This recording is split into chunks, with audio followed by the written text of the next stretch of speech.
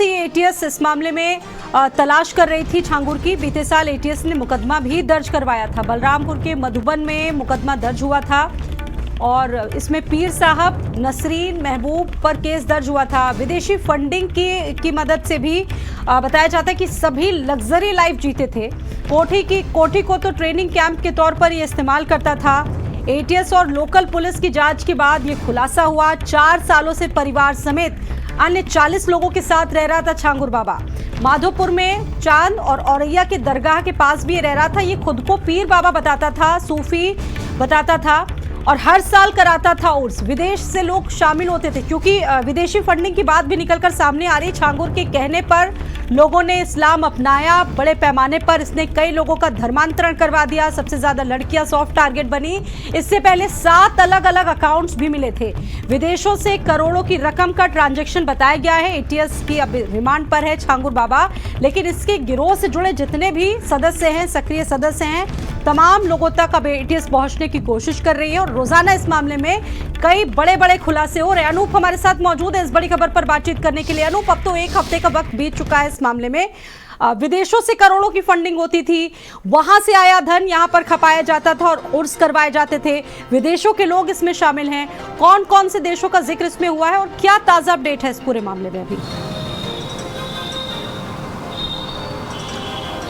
देखिए, बिल्कुल जिस तरह से छांगुर बाबा की गिरफ्तारी की गई और उसको 7 दिन की रिमांड पे एटीएस ने लिया और उसकी जो सहयोगी नीतू नसरीन है उससे पूछताछ की गई है, तो कई बड़े बड़े खुलासे जो है सामने आए हैं। जो 106 करोड़ की रकम बताई जा रही थी, पूछताछ में खुलासा हुआ है कि तकरीबन 500 करोड़ की जो रकम है वो तमाम बाहरी देशों से जो है फंडिंग कराई गई है अवैध धर्मांतरण के नाम पर। चाहे हम तुर्की की बात करें, चाहे पाकिस्तान की बात करें, इसके अलावा जो है दुबई की बात करें या जो अन्य देश हैं, इसके अलावा नेपाल से जो सटे इलाके हैं वहाँ से बड़ी संख्या में जो रकम है वो फंडिंग कराई गई। कई बड़े खाते जो है वो एटीएस के सामने आए हैं। इसके अलावा सबसे बड़ी बात यह है कि बीते 2 साल पहले से एटीएस इस पर काम कर रही थी और एटीएस और लोकल पुलिस ने मिलकर जब ये जानकारी साझा की, उसके बाद जो है इसके खिलाफ, यानी जो छांगुर बाबा है, इसके अलावा नीतू, महबूब और अन्य के खिलाफ मुकदमा दर्ज कराया गया था। और एटीएस की जांच में सामने आया था कि जिस आलीशान कोठी को ध्वस्त किया गया है उसी कोठी को इसने अपना अड्डा बनाया हुआ था।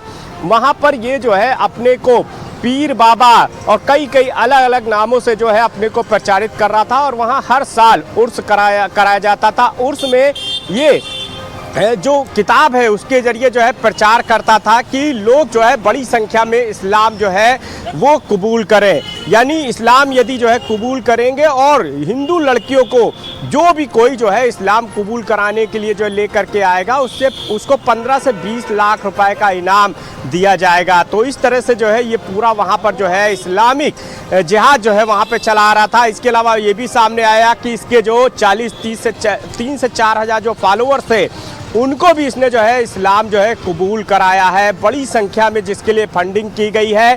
तमाम अलग अलग विदेशों से फंडिंग की गई। इसके अलावा कई जो अन्य देश हैं वो भी इसमें शामिल हैं क्योंकि अब एटीएस इस पे काम कर रही है। सबसे बड़ी बात यही है कि किस तरह से ये जो बाबा है जो जिहादी अवैध धर्मांतरण का काम कर रहा था और बिल्कुल जरूरी है जांच होनी इस बात की। बहुत धन्यवाद आपका अनूप। लखनऊ देश का तीसरा सबसे साफ शहर बन चुका है। 41 अंकों की एक बड़ी छलांग लखनऊ लगा चुका और राष्ट्रपति द्रौपदी